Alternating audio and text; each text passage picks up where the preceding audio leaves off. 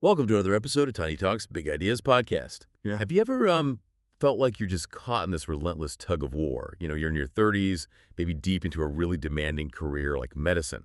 And maybe you're also juggling, I don't know, a new marriage or the chaos of parenthood, maybe even caring for aging parents. And then right when you're stretched thinnest, bam, a professional setback hits. Maybe an exam didn't go your way, or that dream specialty suddenly feels, well, miles away. The weight of it all can feel just immense, almost crushing, right? So today we're diving deep into exactly that challenge. How do you navigate these huge life responsibilities in your 30s alongside your professional ambition? And more importantly, how do you actually turn those perceived failures into genuine stepping stones? Our mission here is to offer some comfort, sure, but also some really practical, uplifting ideas to help you find meaning and balance amidst this incredible juggle. Oh, absolutely. It's a feeling so many people know intimately. That heavy burden of self-doubt Wow. and, constantly comparing yourself, maybe seeing how you stack up against peers who just seem to be gliding along effortlessly towards their goals. Yeah, gliding is the word. It looks so easy from the outside. Right. And you might feel pulled in like a dozen different directions at once, or that one big goal is always just out of reach. Mm-hmm. But I really want to emphasize this. You are absolutely not alone in these struggles. Not at all. These challenges, they aren't the end of your story. They're often a really powerful, okay, maybe difficult, but powerful chapter that can actually redefine your path in ways you just didn't expect. Okay. So yeah, we're here to explore how to find that balance, that purpose, even when the journey feels incredibly tough. Right. So let's unpack that a bit more. Why does failure sting so much, especially in your 30s when you're already managing, well, everything? For high achievers, and I think especially in fields like medicine, which are so respected, so demanding, a setback can feel like a genuine crisis of identity. That's a good way to put it, a crisis of identity. Yeah, because from the moment you decide on that path, you're often put on this kind of pedestal, right? Yeah. Society, maybe your family, they see you as the genius, the one Yeah. who aces everything. There's just no room for stumbles. Exactly. The expectation is almost superhuman. Like, doctors are supposed to be these rock stars who never falter. Superhuman, yeah. And that societal pressure, it gets magnified, hugely magnified, by the intensely competitive culture within medicine itself. Oh, definitely. I mean, whether you're facing those tough exams like PLEB, MRCP, or the USMLE, or even getting through a competitive PhD, Right. you're constantly being measured against the absolute best. There's this pervasive zero tolerance for mistakes vibe in medical training. And it means any failure, even a small one, can feel like some deep personal flaw. And then, of course, there's the comparison trap. It's always lurking. Ah, yes. The comparison trap. Social media doesn't help there, does it? Not at all. It floods your feed with peers who look like they're just breezing past into their dream specialties.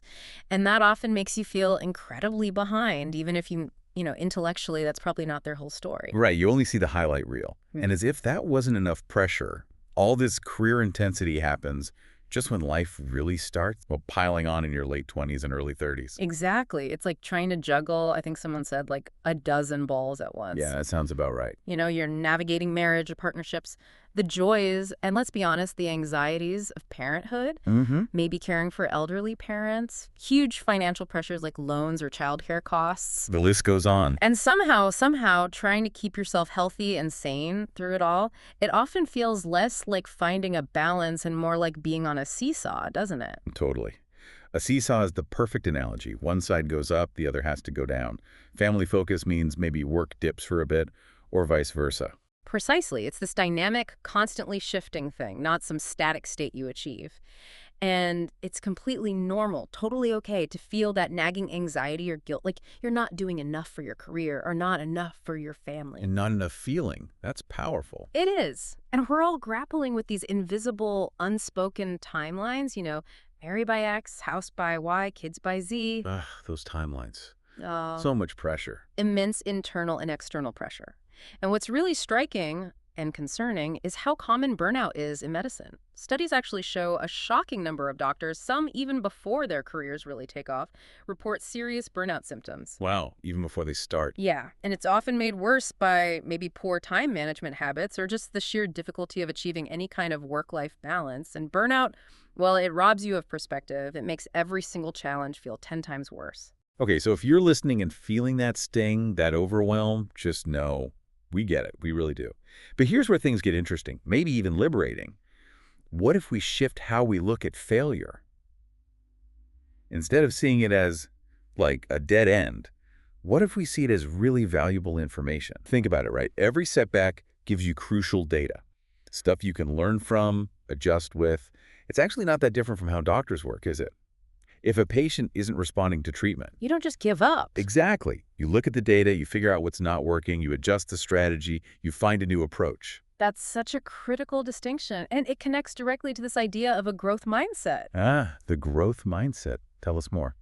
Well, it's basically the belief that your abilities, your intelligence, they aren't fixed. They're things you can absolutely develop and grow through effort, through experience. So instead of thinking, oh, I'm just not good enough for this specialty. Which is so easy to do. So easy. You shift to, okay, this particular attempt didn't work yet. So what did I learn? How can I adjust my approach and try again? It's a really powerful mental flip. Yet. That's the key word there, isn't it?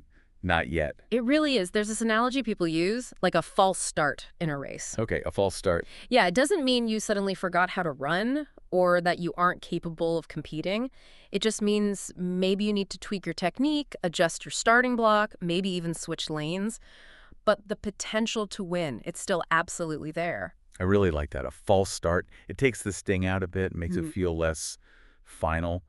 But, for someone who's poured years into medicine, how do you really internalize that? How do you convince yourself it's just a false start? It requires real resilience. It absolutely does. And building that resilience is key. Winston Churchill had that great quote, "Success is stumbling from failure to failure with no loss of enthusiasm." Oh, no loss of enthusiasm. That's the hard part. It is. And Arianna Huffington said something similar, that failure is not the opposite of success. It's part of success. We need to accept we won't always get it right. Each stumble, each time things don't go to plan, you're gathering data, building strength, building a more solid foundation, actually. Okay, so failure is part of success, not its opposite.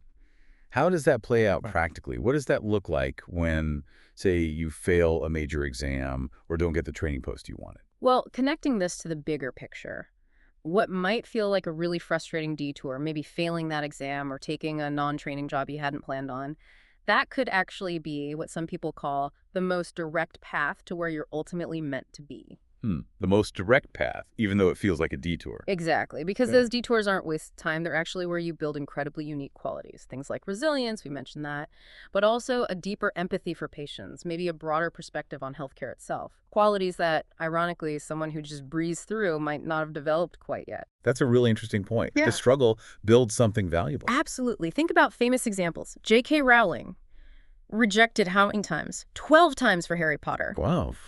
Or Oprah Winfrey, famously fired from her first TV reporting job, said she was unfit for television. Unbelievable. Or even Dr. APJ Abdul Kalam in India.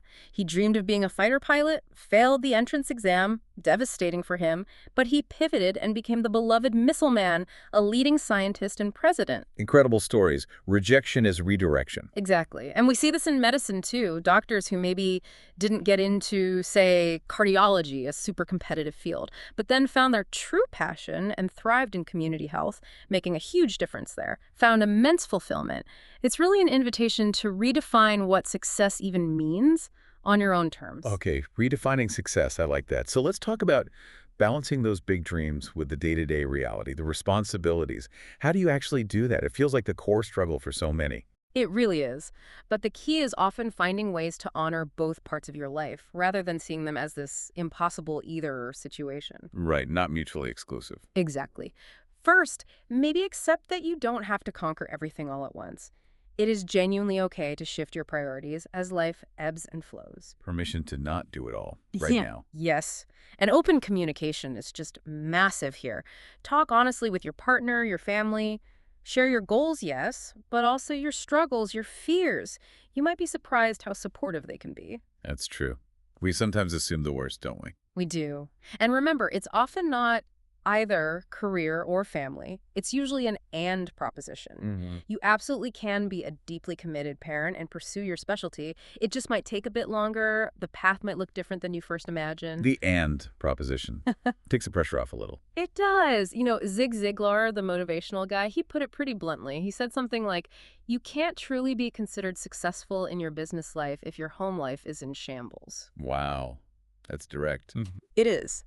But it's a powerful reminder that family, balance, they aren't just add-ons to success, they're integral to success. Integral. Okay. And Anna Quinlan, the writer, she offered another really profound thought for those tough choices. When in doubt, choose the kids. When in doubt, choose the kids. It just highlights how fleeting and incredibly precious those family moments are, the ones you just can't get back. That is really grounding, especially when you're deep in the grind. And something else you touched on earlier, the value of the work you're doing right now, even if it's not the dream job. Yes. Whether it's like a general practice role you took temporarily or some other post, Right. you're still helping people. You're still learning every single day. That's moving you forward. Absolutely. You're building skills, empathy, real-world experience. It all counts. And we found examples, too, like Dr. Jane Wright, a real pioneer in cancer research. Apparently, she took 5 years off, completely off, to raise her kids, then came back and led breakthrough research. Wow, that's amazing. Right.